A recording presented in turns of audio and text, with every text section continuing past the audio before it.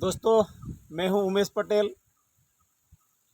आज पूरे देश में गणपति चौथ का दिन मनाया जा रहा है और आज उसको गणपति नाम के पात्र को मूर्ति को बिठाया जाएगा और 9 दिन के बाद 10 दिन के बाद उसको नदी में डुबोया जाएगा। तो दोस्तों, आज मैं बेतखोल चैनल से बात एक लेकर आया हूं कि ये जो व्यवस्था है एसटी, एससी, ओबीसी और माइनॉरिटी, ये भारत के जो मूल निवासी है उनके ये खिलाफ है, दुश्मन व्यवस्था है। ये व्यवस्था का है, उसका वीडियो आने वाले कल दूसरा प्रसारित होगा। लेकिन आज मैं यही बताने जा रहा हूँ कि इसमें सच्चाई क्या है। उसके बारे में तर्क तुम लोगों को करना होगा। जो आज हमारे लोग आनंद मना रहे हैं, इस दुश्मन व्यवस्था में हमारे एसटी, एससी, ओबीसी के लोग आनंद मना रहे हैं, खुशियाँ मना रहे हैं।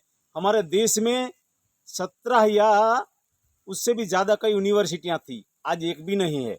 शिक्षण व्यवस्था, नॉलेज मिटाया जा रहा है और मूर्खता की एक कंपनी बढ़ाई जा रही है। तो दोस्तों, इस व्यवस्था के बात लेकर मैं आया हूँ। तो एक बार 2005 में मेरे को एक ब्राह्मण मिल गया। जब मैं टेलरिंग का काम कर रहा था, उसी समय एक ब्राह्मण बाजू में, प्रेस के बाजू की दुकान में आया था। उसी दुकान में मैं जा पहुँचा तो मुझे ये ब्राह्मण ने बोला, कैसा है उमेश भाई? मैंने बोला, अच्छा ठीक है। घर वाले कैसे हैं? मैंने बोला, ठीक है सभी लोग। और क्या चल रहा है? मैंने, कुछ नहीं, शांति है। और क्या चल रहा है? वो कुछ बात मेरे से उगलवाना चाहते थे ब्राह्मण। तो मैंने कुछ बात उसके सामने रखी ही नहीं। तब उसने दैनिक पेपर, समाचार पत्र उठाया। उसमें मुझे बताया कि उमेश भाई, उसमें जो इस पेपर में जो भगवान ने मूर्ति बनाई गणेश की, बहुत बढ़िया। मैंने बोला, ये इधर इधर मूर्ति दिख रही है पेपर में, फोटो बोली जाती है या मूर्ति? मैंने बोला कि बढ़िया बढ़िया, बहुत अच्छा। उसके बाद उसने फिर बोला, उमेश भाई यार क्या बात करे, कैसी छवि बनाई और भगवान की क्या लीला है। मैं सुनते रहा। उसके बाद में मैंने सवाल उठाया। वो ब्राह्मण आज नहीं है, लेकिन वो ब्राह्मण थे ही नहीं ऐसे, लेकिन कर्मकांड कर रहा था। उसका नाम मैं आज मैं बताऊंगा नहीं। आज पृथ्वी पर ये हयात इस दुनिया में नहीं रहा ये ब्राह्मण। तो मैंने पहले सवाल उठाया कि भाई, ये जो गणपति है, और जब शिवजी भगवान थे तो क्या बोले? हाँ। मैंने बोला, देवाधिदेव थे? तो क्या हाँ। अंतर्यामी थे? तो क्या हाँ। मैंने बोला, महादेव भी, त्रिपुरारी, अंतर्यामी, ईश्वर, सब कुछ है? हाँ, तो सब कुछ है। मैंने बोला, ठीक, अंतर्यामी भी है ना? तो क्या हाँ। तो मैंने पूछा, अगर अंतर्यामी है तो दूसरे के अंतर की बात भी जानता होगा ना? तो बोले, हाँ, क्यों नहीं। तो मैंने पूछा कि अगर ये अंतर्यामी है तो वो गणेश उसका बेटा था, ये उसको नहीं पता चला क्या? कि बोले, वो तो भगवान की लीला है। तो मैंने बोला कि भगवान की उसमें क्या लीला? तो शिव जी तो खुद भगवान बनाए थे ना शिव जी को। तो वो तो लीला थी।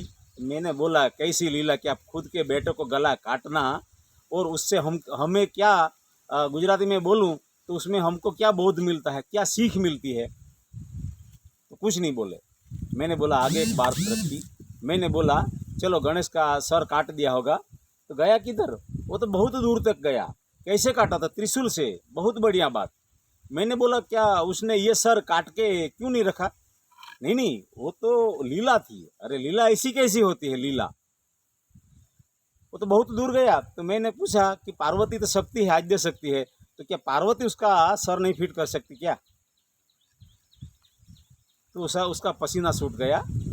और ऐसे में सवाल करते करते गया। उसको बोला कि ये सर गया? तो कहाँ गया? तो बहुत दूर गया।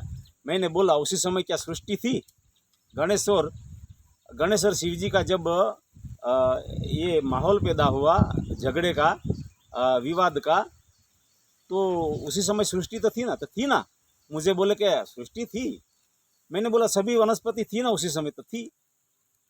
ताकि नारियल का पेड़ था उसी समय? और क्यों नहीं था? तो नारियल का पेड़ भी था। तो मैंने पूछा, क्या गणेश जी का जो सर है उसको श्रीफल कहा जाता है, और गणेश जी का सर माना जाता है, सही ना? तो क्या सही। तो मैंने कहा, नारियल एक है, उसके सर एक काटा गया, उसी नारियल पे इतने सारे नारियल कहाँ से लग गए? जवाब नहीं दे पाए। मैंने पूछा, और उसके बाद ये गणेश की जो बॉडी रह गई, और उसके ऊपर किसका सर लगाया, तो हाथी क्या, कैसे? बोले कि पहला जो कोई भी जानवर जीव मिल जाए तो उसका सर फिट करने का लाके। तो मैंने कहा कि अगर खुद का सर फिट नहीं कर सकते, जॉइंट नहीं कर सकते, और दूसरों का फिट कर सकते हैं, कैसी बेवकूफ़ी। ब्राह्मण कुछ नहीं बोले। मैंने दूसरा सवाल उठाया कि उस गणेश जी का, चल छोड़ो, गणेश जी का जो एक गला है वो छोटा है और हाथी का इतना बड़ा है, वो कैसे फिट हो सकता। दूसरी बात मैंने बताई कि अगर गाय के ऊपर भैंस का, अगर भैंस के ऊपर गाय का और मनुष्य के ऊपर बकरी का खून नहीं चढ़ सकता, खून नहीं लग सकता, तो फिर ये इस सर में ये कैसे खून लग जाता है उसके सर में, हाथी का, ये मनुष्य का। तो बोले तो भगवान की लीला है। मैंने बोला असिद्धांतिक बात कभी धार्मिक नहीं हो सकती। मैंने बोला असिद्धांतिक बात ये कुदरत के खिलाफ है। कुदरत का नियम में कभी भी चेंजिंग नहीं होता, बदलाव नहीं होता। मुझे बेवकूफ़ मत बताओ, मैंने बोला फिर क्या हुआ, क्या हाथी का जो धड़ पड़ा होगा उसका क्या, उसका तो कछुआ हो गया। मैंने बोला हाथी के 4 पैर, एक पूंछ, और कछुए के तो 8 पैर होते हैं। क्या बात करते हो। फिर मैंने आगे बात चलाई तो उसने बोला कि ये जो नारियल का पेड़ है उसी का, नारियल के पेड़ के जो गणेश जी का जो सर काटा था, वो सर के नारियल के पेड़ के ऊपर उसका श्रीफल हो गया, नारियल हो गया। दूसरी बात ये थी, अगर पार्वती अगर सती थी, शक्ति थी, तो वो भी उसका सर कहीं से लाके फिट नहीं कर सकती क्या? तो ऐसी कई सारी बातें हैं, लेकिन उसका रहस्य जो है गणेश जी का, उसका सर काटना, उसके ऊपर हाथी के लगाना, उसके ऊपर फिर मुकुट लगाना, और हाथी टेढ़ा होता है, उसका गला काटा जाए तो उसके सर के ऊपर लगाया जाए तो सूंड तो ऊपर जाती है। लोगों को ये, गधे लोगों को ये भी नहीं पता, अगर इस धड़ के ऊपर, मनुष्य के धड़ के ऊपर अगर हाथी का सर लगाया जाए, वो सर फिट किया जाए तो सूंड ऊपर जाती है। ये भी हमारे गधे लोगों को, मूर्ख लोगों को नहीं पता इसमें कितनी झूठी बात है। लेकिन हमारे खिलाफ उन लोगों ने इस व्यवस्था कैसे बनाई, क्यों बनाई, फिर कल मैं आता हूँ उसी चैनल पे, भेद खोल चैनल पे, कल उसका भेद खोल के मैं दिखाऊंगा पूरे देश के लोगों को कि गणपति व्यवस्था क्या है, गणपति क्या है। तो दोस्तों नमस्कार, जय भारत, जय संविधान, जय भीम।